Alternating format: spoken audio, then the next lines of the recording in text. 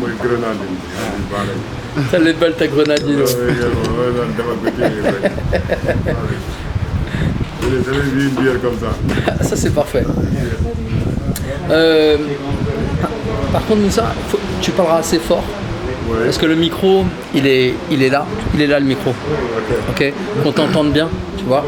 Mais si tu te rapproches, il faut que moi je recule un peu. Ah, encore. Ouais. Bah ouais, parce que mon objectif il est pas assez puissant. Ouais, comme ça. Tu mets le morceau devant. Attends. Tu mets le morceau devant pour sur là. Comme ça. Ouais, là on l'a. Parfait. Super. bon. Super. Ok. Bouge pas.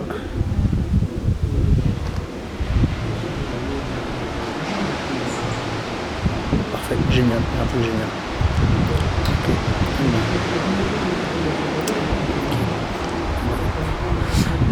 Moussa, je vais te laisser te présenter, Moussa. Ouais. Je voulais faire une interview de toi depuis le temps qu'on se connaît. Donc, depuis le temps qu'on se suit sur Facebook, ça fait 4 fois que je viens à Popenguine. On travaille sur les mêmes choses indirectement. Et je t'ai toujours dit, je voudrais faire une interview. Et à chaque fois, même si on a travaillé, on s'est vu 6 mois en tant que voisins. J'ai jamais eu l'occasion de faire l'interview avec toi, il y avait toujours du monde, parce que tu es célèbre ici. Comment t'es arrivé à Popenguine? Alors déjà, qui tu es, pardon, comment tu t'appelles? Je m'appelle Moussa Ba. Je suis un peu villageois et dakarois aussi. J'ai venu à Dakar, j'ai gradué aussi à Dakar. T'as passé combien de temps à Dakar? Parce que depuis mon enfance jusqu'à vraiment 19 ans comme ça. Ouais. Donc on est retourné au village, tu vois, au village natal. Ouais. J'ai resté là-bas longtemps aussi. Finalement, même j'ai été un berger. Tu vois, après j'ai aimé la nature et tout. J'aimais les troupeaux, les vaches, tout ce qui se pousse pour nous donner à manger et tout, donc de sauver et tout. Donc les champs, hein, tout, partout, il y a la mer, il y a le fleuve, comme tu vois. Donc c'est très beau. Ensuite, comme je suis un boy Dakar, quand je retourne à mon village natal, c'est très beau. C'est la nature par rapport à Dakar. Ouais. Et donc j'ai aimé bien, vraiment, je me dis que je reste là. Je restais pas mal d'années. Ouais. Presque, après donc, de temps en temps, je reviens au Sénégal, à Dakar. Ouais. Je travaille un peu et je gagne encore, je retourne au village. Ouais. Et ton village, il s'appelle comment? Il s'appelle Djogel. Djogel. Djogel, yeah. D'accord. Ok. Mon village natal. Ok. Comment t'es arrivé après à Popenguine alors? Donc, comment j'ai arrivé à Popenguine, c'était un voyage que j'ai retourné à mon village pour aider mes parents pour cultiver. Ouais. Donc j'ai resté 19 jours. J'ai une amie qui habite ici à Popenguine, qui s'appelle Diallo. Et donc il y avait ses frères qui sont venus à mon village, parce qu'on est au même village. Ils sont venus là-bas pour amener une machine pilon au village. Et donc moi j'étais là-bas ce temps. Et on a fait tout pour donner le villageois le machine pilon. On l'a pensé, on l'avait essayé et tout, et ça marchait bien. Donc on a resté une semaine ensemble. Le retour, je suis revenu avec eux dans l'autre car parce qu'il y avait assez de place. Je me dis si tu veux retourner, on a la place. On a continué donc le village jusqu'à ici à Popenguine. D'accord, ok. Ouais. Et quand j'ai arrivé à Popenguine, donc dans la maison il y avait une galerie. Ouais. On vendait des pièces d'art. Ouais. J'aimais bien après. Donc, quand je me lève, je suis dans la galerie. Finalement c'était un peu bazar, mais j'ai récupéré tout et j'ai nettoyé. Ouais. Donc ça commençait à fonctionner bien. Est-ce que tu vendais du coup? D'accord, ok, ouais. Vraiment très jolie lumière. Ouais. Tout le monde vient, après j'ai commencé à changer, j'ai sorti le boutique plein quand même de la marchandise. Ouais. Et je vendais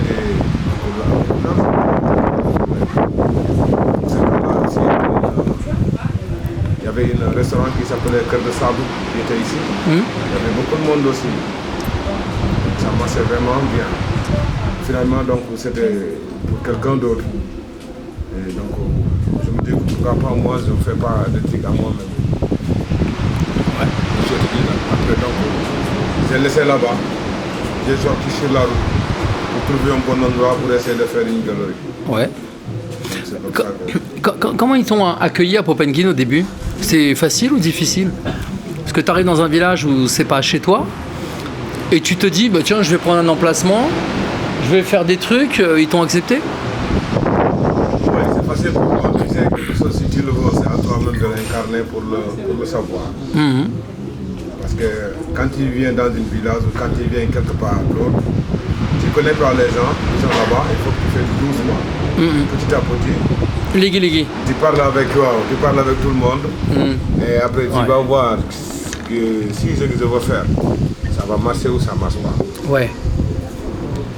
Et après tu essaies. Quand j'ai demandé à une fille qui était là, je lui ai dit je voulais faire ici une paille. Il m'a donné beaucoup de force aussi, le Dieu, il est décédé quand même. Il m'a donné beaucoup de force que je fais ça. Et j'ai commencé à le faire. J'ai commencé à le faire, et donc j'ai coupé tout le paille qui voilà. Tout ça c'est moi qui l'ai coupé dans la brousse, tous les bois et tout, je n'ai rien acheté. Et seulement le fil de fer pour attacher les trucs. Tout ce reste c'est dans la brousse, c'est dans la nature. Et aussi j'ai grandi un peu dans la nature, tu vois. Ouais, donc tu as récupéré toi-même les paillasses et tout ça? Ouais, tout ça. Pour faire. Ok, tu as mis le fil de fer. Une cabane. Ouais. Comme ça. D'accord. J'ai réussi à le faire. Donc je suis resté là et. Alors, après, qu'est-ce qui t'a amené? Parce que tu es très sensible à la nature et l'environnement. J'ai vu plein de vidéos de toi aussi. Parce que tu es un artiste, tu es un créatif. Tu fais plein de choses, on le voit dans la vidéo aussi, dans les masques que tu fais, tout ça. Mais tu as cette particularité d'aller chercher les déchets où tu les trouves sur la plage, dans les rues. Comment ça se fait? Partout dans le monde ou partout dans le Sénégal. Ouais. Là où je vais, souvent j'ai quelque chose à ramasser pour la monnaie. Jusqu'à Mbou, jusqu'à Dakar. Donc je marche sur la route, je vois un truc vraiment qui m'intéresse. C'est vraiment, je le mets dans ma poche. Je viens ici, je le monte avec un truc, tu le vois, tu pensais que c'est la poubelle de Popengin seulement, mais non. Il y avait d'autres poubelles aussi, à Hambourg même, je ramasse, j'amène. Ok. Je fabrique avec. Parce que tu as une idée en tête, tu vois un truc, une forme, et tu dis tiens, je peux faire ça.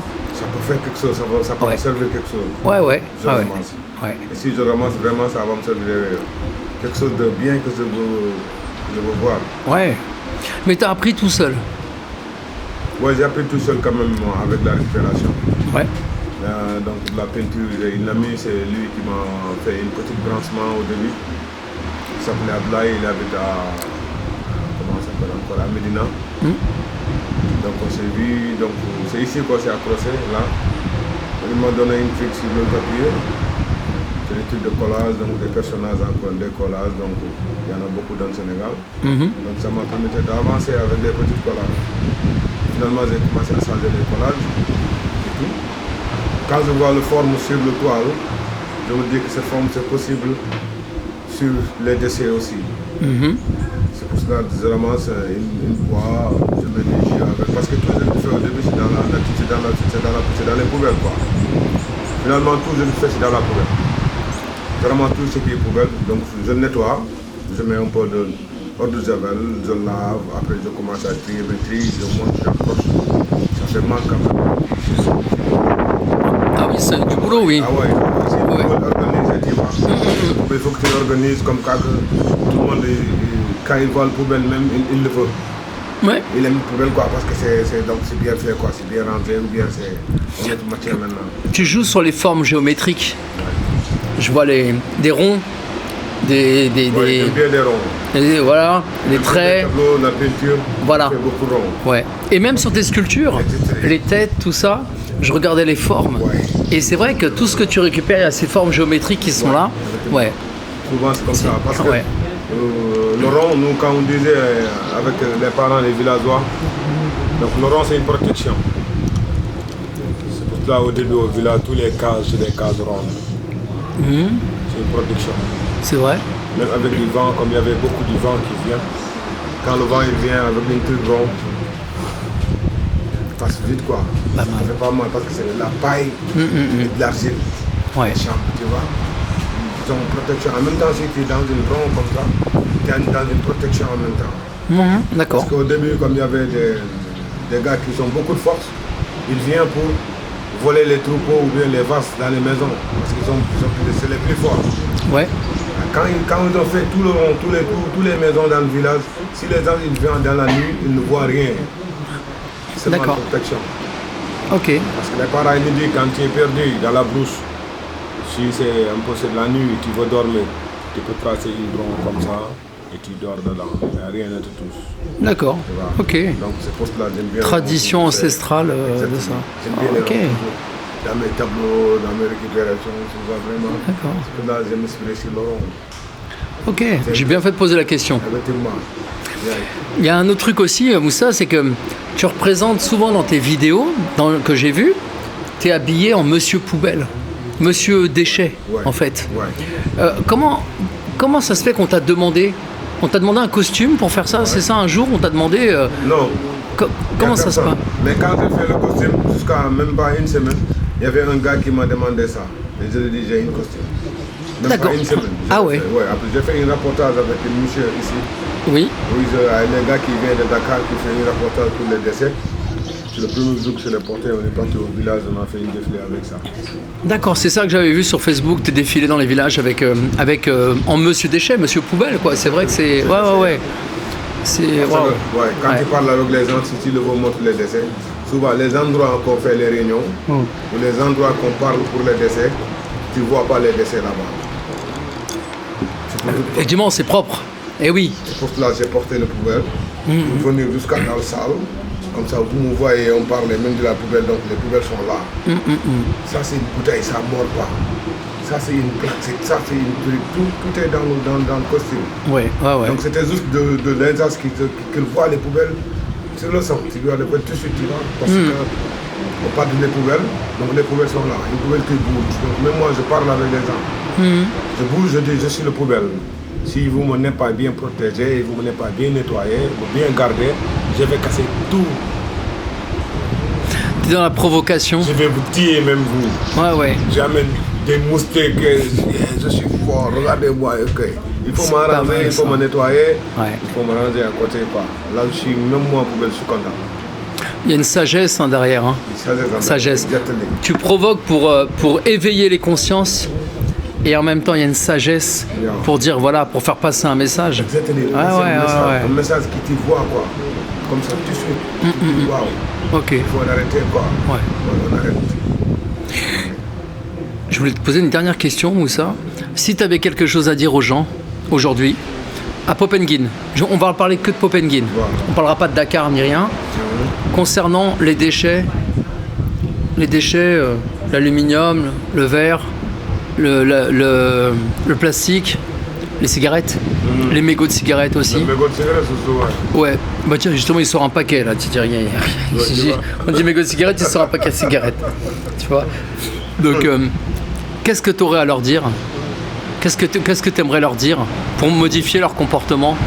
Ouais, il faut. Parce que les décès, si on a dit c'est ça, il y avait beaucoup de décès. C'est nous qui ont fait là-bas les décès. C'est les personnes qui font là-bas les décès. Donc c'est mieux de garder le décès. Chacun quoi, sous les jeunes. C'est eux qui normalement qui doivent faire. Et la plupart c'est eux qui font tout ce qu'ils veulent. Tu vois? Parce qu'il n'y avait pas de respect. Ouais. Ouais. Tu manges quelque chose, tu jettes. Tu n'arrives pas même à en penser, attends que je vais le mettre dans mon poche ou dans mon sac, si je vois le poubelle, je le mets. Il faut avoir ce comportement, sinon ça ne marche pas. Alors il y a deux choses. Quand tu dis les jeunes, il y a deux choses. Hein. Je finis juste les deux. La première, tu dis les jeunes, ça veut dire que les adultes ils font pas ça? Il fait ça. Ah, les adultes le font aussi, donc c'est pas que les jeunes. Parce que j'entends souvent les gens qui disent les jeunes. Voilà, c'est ça. Et tu as dit une deuxième chose, ils n'ont pas ce réflexe de mettre ça dans la poche pour jeter dans les poubelles. La problématique à Popenguine, j'ai travaillé dessus aussi, c'est qu'il n'y a pas de poubelle. Il n'y a pas de poubelle. Il n'y a pas d'endroit de mettre à poubelle. Voilà. Il n'y a pas. Donc, est-ce qu'on peut en vouloir aux gens s'il n'y a pas de poubelle dans les rues? Alors, il y en a eu. On est d'accord, on a déjà parlé de ça plein de fois. Il y en a eu, elles sont toutes petites. Qui va à un moment, elles se remplissent rapidement. On ne met pas une petite poubelle qui se remplit vite pour 5 000 ou 15 000 personnes. Wow. Ça marche pas. Ça marche pas. Même peut-être s'il n'y en a pas, il n'y avait pas quelqu'un d'autre qui le fait. Mais c'est à nous de le faire. On essaie quoi. On est tous responsables. On va essayer peut-être avec le chef de quartier ou avec monsieur le maire. Donc on va faire petit à petit, même si c'est des choses qu'on vendait dans le marché. Oui. Sinon des trucs de récupération. Mais le problème c'est pour respecter les trucs, pour respecter le poubelle. Oui, oui, respecter les poubelles. Ils ne sont pas encore arrivés à respecter les poubelles. Parce qu'ils pensaient que si tu n'as pas versé une peau de poubelle, tu n'as pas versé la poubelle. Si tu as jeté une petite feuille, ça ce n'est pas une poubelle. Une poubelle, ils pensaient que c'est une seau de poubelle, c'est ça qui est poubelle. Ouais. Mais une petite feuille, ce n'est pas une poubelle. C'est pour ça que je parlais des mégots tout à l'heure. Les mégots de cigarettes. C'est un des plus gros polluants. C'est pas une poubelle. Ouais. On le dit aussi, parce que là on est en train de filmer. Disons-le aussi qu'avec le mégot de la cigarette, on peut récupérer une partie, dissocier le filtre du filtre là, du mégot, ouais. Et avec plusieurs kilos ou tonnes de ces filtres là, on peut fabriquer des chaises avec ça, des tables, des chaises et plein d'objets. Et ça existe aujourd'hui. Voilà. Alors que c'est un des plus gros pollueurs au monde aussi, puisque les poissons les mangent et du coup ça leur coupe l'appétit. Ils pensent qu'ils ont déjà mangé et en fait ils mangent pas et du coup ils meurent. Voilà. Donc là on parle des mégots, mais voilà. Tu parlais des petits déchets, des papiers qui sont des petits déchets. Et ben voilà. C'est pas des poubelles, ça c'est des poubelles. Ouais. Parce qu'à fur et à mesure après c'est une tas de poubelles. Ça va devenir une tas de poubelles. Complètement, ouais. Ça va commencer à verser des seaux et des trucs comme ça. Ouais. Donc ça commence par une petite papier, tu le négocies, tu le négliges, c'est pas négligeable. Ouais. C'est mieux de le garder dans tes poches ou dans une... Moi, j'ai habitué de garder tout ce qui est papier ou tout quelque chose, quand je casse quelque chose ou un paquet de cigarettes, j'enlève le truc. Il y en a qui enlèvent, qui jettent automatiquement. Ah oui, l'aluminium à l'intérieur là. Ouais. Une cigarette, tu filmes, tu le mets dans ta poche. Ouais. Mais le truc, mais oui. Quand tu le mets comme ça, même pas une petite graine, tu le mets dans ta poche. Mais oui, dans la boutique avant que tu sortes, s'il y a une poubelle, tu le mets là-bas.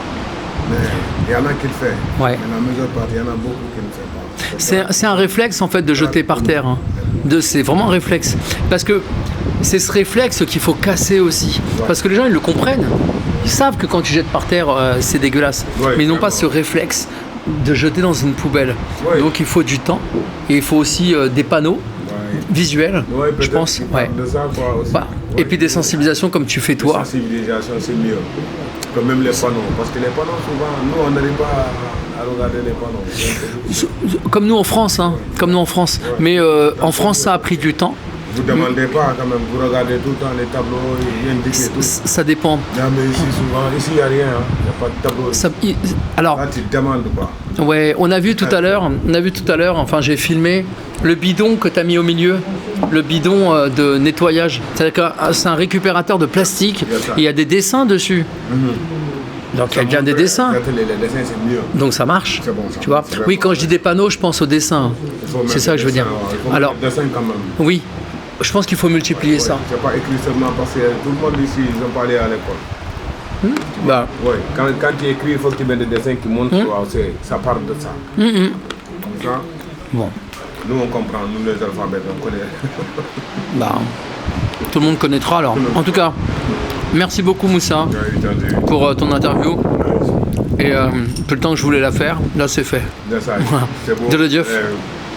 Merci Anthony, toi aussi. Nice. Et pour ça, tout le temps ça se passe comme ça. Et moi j'aime bien ça aussi. De m'exprimer un peu, de parler donc ce qui est dans moi avec la lumière et avec la réalité aussi. C'est intéressant. Merci Anthony. One love à tout le monde. One love, peace. Bégué man, bégué. Merci. Merci.